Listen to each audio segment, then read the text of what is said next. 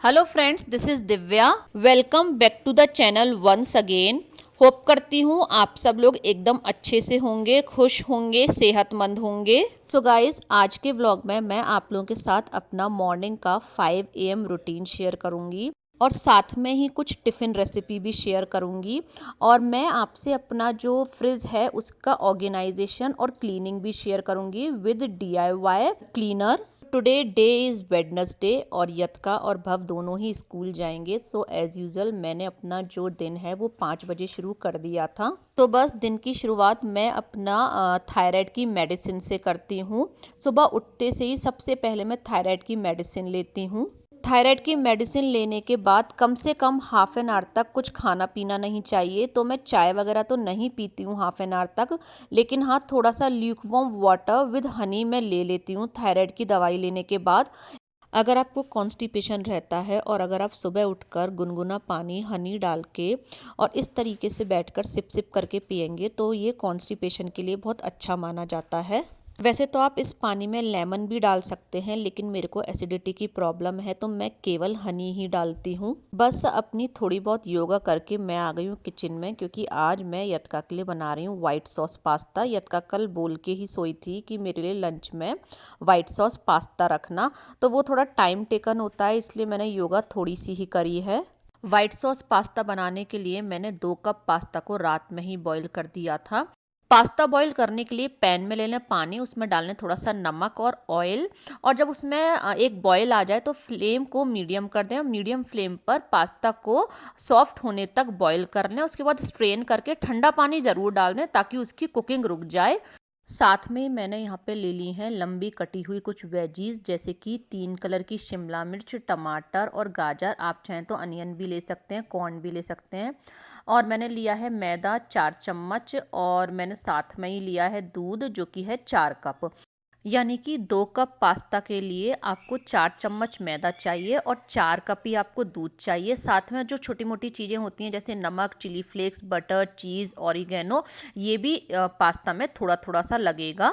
Pan लिया है, उसमें डाला है थोड़ा सा ऑयल। ऑयल के गर्म होने के बाद फ्लेम को कर दिया है मीडियम, और जितनी भी वेजीज हमने काट के रखी थी उनको हम 70% तक मीडियम फ्लेम पर कुक कर लेंगे। बहुत ज़्यादा कुक नहीं करेंगे, इनमें हल्का सा क्रंच रहना चाहिए। साथ में ही डाल देते हैं थोड़ा सा नमक, बहुत ज़्यादा नहीं डालेंगे, केवल सब्जियों के हिसाब से डालेंगे। और बस बीच बीच में चलाते हुए इन सब्जियों को हल्का सा कुक कर लेंगे। साथ ही में दूसरा पैन और ले लिया है, उसमें डाला है बटर, फ्लेम को कर रखा है मीडियम, और इस बटर में हम डाल देंगे 4 चम्मच मैदा, और लगातार चलाते हुए इसको हम कलर चेंज होने तक और अच्छी खुशबू आने तक भून लेंगे। तो बटर आपका मैदा को भूनते वक्त इतना होना चाहिए कि आपकी जो स्पैचुला है वो इजीली चलनी चाहिए, मतलब एकदम थिक थिक नहीं होना चाहिए। एक साइड में सब्जियां भी कुक होती रहेंगी और दूसरी साइड में हम अपनी वाइट सॉस भी बना लेंगे। यहाँ पर हमारा जो मैदा है वो भुन के हो गया एकदम तैयार, और इसने कलर भी चेंज कर लिया, खुशबू भी एकदम अच्छी आ रही है। मैदा के भुनने के बाद हम इसमें दूध डालेंगे, लेकिन दूध डालते वक्त हम ध्यान ये रखेंगे कि एक हाथ से हम डालेंगे दूध और दूसरे हाथ से हम इस मैदा को लगातार चलाएंगे, अदरवाइज इसमें लम्स पड़ सकते हैं।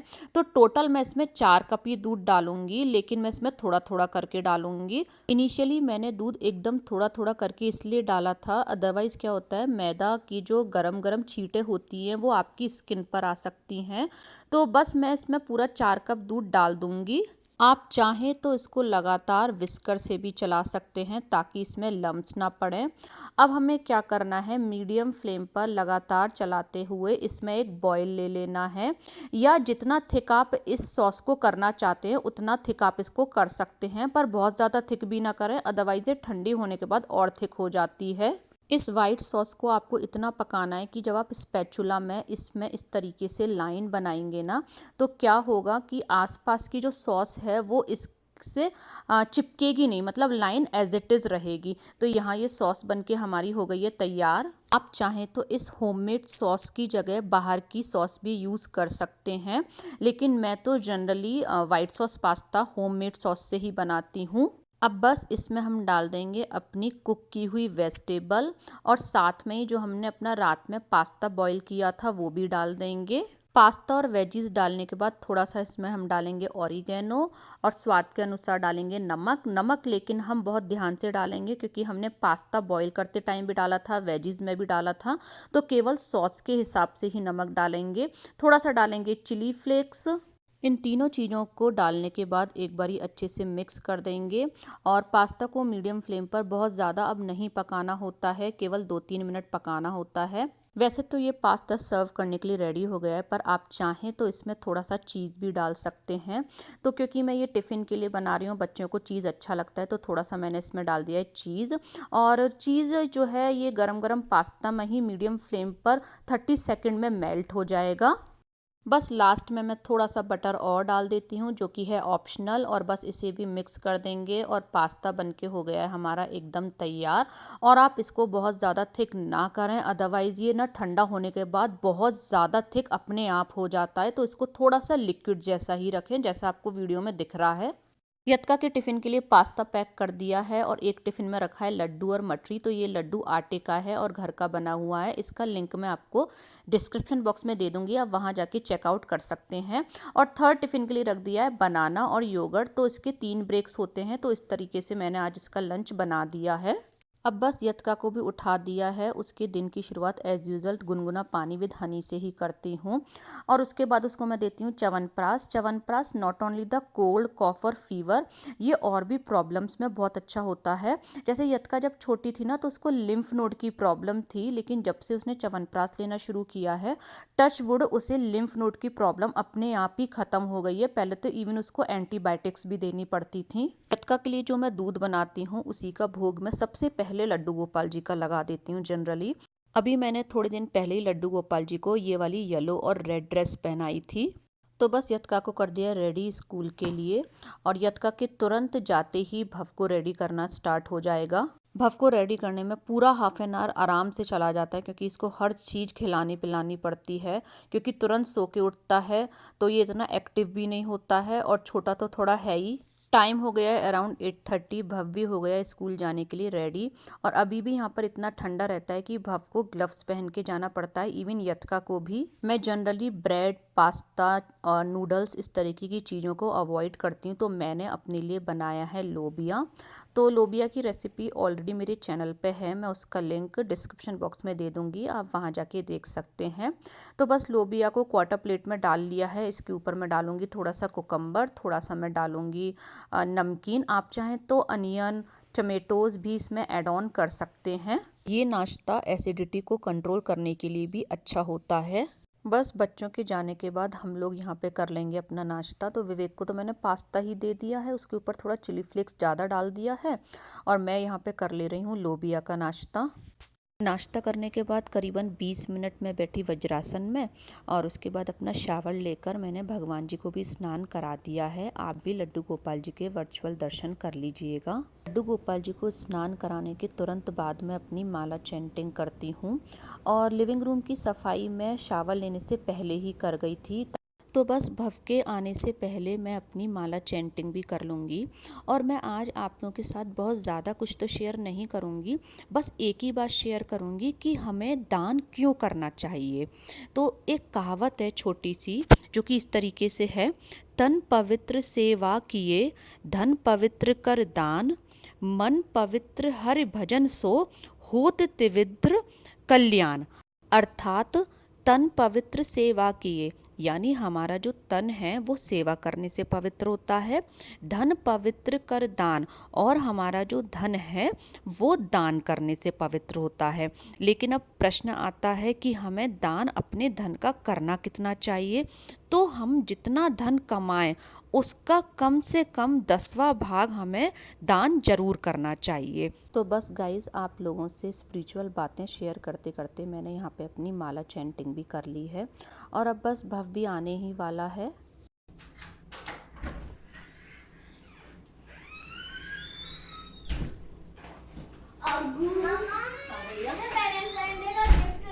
दोबारा उस दिन भी तो मिला था, क्योंकि दोनों तो आ नहीं पाए थे ना। किसने दिया? डालिया ने। डालिया ने क्या दिया वे गुग्गू को? पापा जो भव को आते ही शावर करा दिया है और अब मैं इसको करा रही हूँ लंच। फ्रेंड्स, अगर व्लॉग में कुछ भी अच्छा लग रहा हो, कुछ भी हेल्पफुल लग रहा हो, so please subscribe my channel and become a part of our family. Your subscription means a lot to me. भव से फ्री होने के बाद अब मैं आप लोगों के साथ शेयर कर रही हूँ फ्रिज ऑर्गेनाइजिंग एंड क्लीनिंग। तो ये जो मैं पिक्स दिखा रही हूँ ये बिफ़ोर ऑर्गेनाइजेशन और बिफ़ोर क्लीनिंग की दिखा रही हूँ। और यहाँ के अपार्टमेंट का जो फ्रिज साइज है वो कुछ इस तरीके का है। सबसे पहले मैं क्या करूँगी कि जितना भी फ्रिज के अंदर स्टफ़ है जो आपको फ्रंट वाला दिख रहा है, इसको मैं बाहर निकाल के साइड में रख दूँगी। तो मैंने किचन काउंटर पे सारा स्टफ़ रख दिया है एज यू कैन सी। अब मैं बना रही हूँ DIY क्लीनर, जिससे कि हम फ्रिज की सफाई करेंगे। और ये जो मैं क्लीनर बना रही हूँ ये अगर आपकी फ्रिज में से कोई बैड स्मेल आती है उसको भी रिमूव करेगा। तो यहाँ मैंने 1 ग्लास ल्यूकवार्म वाटर ले लिया है जिसको कि मैं डाल दे रही हूँ स्प्रे बॉटल में। अब जितना मैंने पानी लिया है उसका 1/4 मैं इस बॉटल में डाल दे रही हूँ वाइट विनेगर। और बस आधी चम्मच इसमें जाएगा जो डिश वॉशर लिक्विड होता है, वो बहुत ज़्यादा नहीं जाएगा। अब बस इस स्प्रे बॉटल को मैं लगा दूंगी और इसको शेक कर लूँगी और हमारा DIY क्लीनर बन गया है। और ये DIY क्लीनर से आप अपने फ्रिज की क्लीनिंग अंदर से बहुत अच्छे से कर सकते हैं। मैंने अपने फ्रिज के हर एक सेक्शन में इस तरीके से ना प्लास्टिक की शीट लगा रखी है, जिससे क्या होता है जो फ्रिज का कांच वाला एरिया होता है ना वो बिल्कुल भी गंदा नहीं होता है।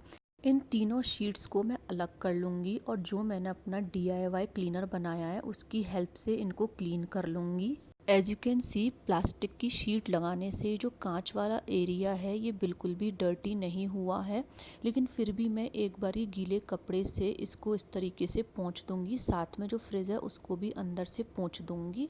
अगर आपकी प्लास्टिक वाली शीट ज़्यादा गंदी हो गई हो तो आप उसको चेंज भी कर सकते हैं, लेकिन मैं इस पर अपना DIY क्लीनर स्प्रे करके पहले एक बार गीले कपड़े से इसको अच्छे से साफ़ कर दूंगी और उसके बाद इसको टिश्यू से अच्छे से दोनों ही साइड से पोंछ दूंगी। तो इसी तरीके से मैं अपनी तीनों शीट को साफ़ करके फ्रिज में अरेंज कर दूंगी। फ्रिज में शीट को अरेंज करने के बाद एक एक करके हम सामान लगाएंगे। तो सामान लगाने में भी आपको 1-2 बातों का ध्यान रखना है। जैसे नंबर पहली चीज़ है कि अगर आपके बच्चे या आप इस तरीके की कोई छोटी छोटी चीज़ें खाते हैं तो उनको अलग अलग ना रख के बास्केट में रखिएगा। जैसे मेरे बच्चे योगर्ट डेली खाते हैं तो मैंने उनको अलग अलग ना रख कर एक बास्केट में रख दिया है ताकि ये फ्रिज में फैले फैले ना लगें। तो ऐसा करने से चीज़ें इजी टू एक्सेसिबल भी हो जाएंगी और बहुत ज़्यादा स्कैटर्ड भी नहीं लगेंगी फ्रिज के अंदर। इन द सेम वे आपके जो डेजर्ट्स हैं उनको भी आप इसी तरीके से बास्केट में अरेंज कर दीजिएगा। और इस वाली बास्केट में मैंने बटर, सैलेड और कुछ पिज़्ज़ा रखे हुए हैं, जो पिज़्ज़ा के बेस आते हैं वो। तो इस तरीके से मैंने अपने फ्रिज में 4 बास्केट बना दी हैं। अब इन बास्केट को आपको रखना कहाँ पर और कैसे है, it depends on your choice. साथ में ही मैं साइड में लगा देती हूँ मिल्क। सो फ्रिज में सामान बास्केट की हेल्प से मैंने कुछ इस तरीके से अरेंज कर दिया है। बाकी और जो लेफ्ट ओवर है उनको बॉक्सेस में रख दिया है। चलिए अब बात कर लेते हैं वेजिटेबल बास्केट की। तो वेजिटेबल्स को अरेंज करने के लिए मैंने अमेज़ॉन से कुछ बैग्स ऑर्डर करे हैं। ये देखिए ये कुछ इस तरीके के हैं और ये ना ऐसे बैग हैं जिनमें एयर पास हो जाती है, प्लस आप इनमें वेजिटेबल रख के इसको टाई अप भी कर सकते हैं। इसमें साइड में लॉकिंग सिस्टम भी दे रखा है, सी ये रहा। तो आपकी वेजिटेबल इस तरीके से टाई अप हो जाएंगी। और इसमें ना जो मैंने ऑर्डर किया है इसमें 8 बैग्स आए हैं, कुछ छोटे आए हैं और कुछ बड़े आए हैं। तो मैं अपनी जो वेजिटेबल हैं उनको इसी में अरेंज कर दूंगी। एक एक करके मैं वेजीज को इन बैग्स में सेट कर दूंगी। उसके बाद ये जो वेजिटेबल बास्केट है और जो अंदर वाला एरिया है इसको अपने DIY क्लीनर से अच्छे से साफ़ कर दूंगी। आप चाहें तो टैप से भी अच्छे से साफ़ कर सकते हैं। तो इस तरीके से वेजिटेबल अरेंज करने से क्या होता है, बास्केट गंदी नहीं होती हैं और वेजिटेबल भी अच्छे से अरेंज हो जाती हैं, as you can see in my refrigerator. Tomatoes के लिए मैंने ये बीच वाली रैक बना रखी है और अपनी जिंजर को मैं इस तरीके से जिपलॉक में वो करती हूँ अरेंज, और इसी तरीके से मैं लेमन्स को करती हूँ। तो टमाटोज़ मैंने इसलिए अलग रख रखे हैं ताकि ये सेपरेटली रहेंगे तो जल्दी ख़राब नहीं होंगे। मेन फ्रिज साफ़ करने के बाद अब बारी आती है डोर वाला जो एरिया है उसको साफ़ करने की। तो इसको भी सेम उसी तरीके से साफ़ करेंगे। पहले सारा सामान अलग कर देंगे, फिर DIY क्लीनर से इसको साफ़ कर लेंगे और फिर सामान को अरेंज कर देंगे। सामान अरेंज करने में बस 2-3 बात का ध्यान रखना है, वो मैं अभी आपको बताती हूँ। पहली चीज़ तो आपको ये ध्यान रखना है कि इस तरीके के अगर आपके पास कोई केचप के शैशेज हैं तो उनको बॉक्स या ज़िप-लॉक में रखना है, जैसे मैंने यहाँ पे बॉक्स में रखा है। और उसी तरीके से मेरे पास कुछ मोज़रेला चीज़ हैं, उनको भी मैं क्या करूँगी, ज़िप-लॉक में रखूँगी। इससे क्या होगा, हमारा जो फ्रिज है वो फैला फैला नहीं लगेगा। तो लीजिए, हमारा नीचे से फ्रिज एकदम नीट एंड क्लीन हो गया है। और अब बारी आती है फ्रीज़र को साफ़ करने की। तो फ्रीज़र को भी साफ़ करने में बस 1-2 बातों का ध्यान रखना है।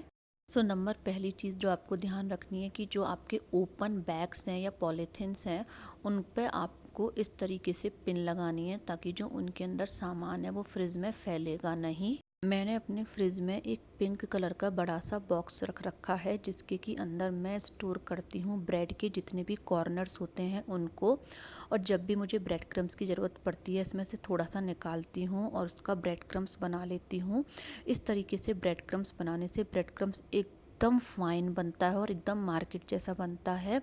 फ्रीज़र का जो डोर वाला साइड है, वहाँ पे मैंने सारे मसाले रख रखे हैं। ऊपर एक बास्केट रख रखी है जिसमें कि मैंने छोटी मोटी इस तरीके की आइसक्रीम रख रखी है। तो बस अगर आप अपने फ्रिज और फ्रीज़र को बास्केट की हेल्प से और पिंस की हेल्प से ऑर्गेनाइज़ करेंगे तो वो बहुत अच्छा और नीट एंड क्लीन रहेगा। चलिए अब बात कर लेते हैं मेन डोर को साफ़ करने की। तो मेन डोर को साफ़ करने के लिए मैं यहाँ यूज़ कर रही हूँ विंडेक्स का ग्लास क्लीनर। आप चाहें तो जो हमने DIY बनाया है ना, उसको भी यूज़ कर सकते हैं। तो अब बस इस विंडेक्स की मैं स्प्रे दोनों ही गेट्स पे इस तरीके से कर दूँगी और टिश्यू पेपर की हेल्प से उसको वाइप आउट कर दूँगी। तो इससे भी बहुत अच्छे से जो हमारा मेन डोर है वो साफ़ हो जाता है। बस स्प्रे करने के बाद टिश्यू की हेल्प से मैं पूरे फ्रिज के गेट को वाइप आउट कर दूंगी। तो आज की वीडियो में बस इतना ही। वीडियो अच्छा लगा हो तो लाइक करें, फ्रेंड्स फैमिली के साथ ज़्यादा से ज़्यादा शेयर करें, चैनल को सब्सक्राइब करें, become a part of our family. Thank you.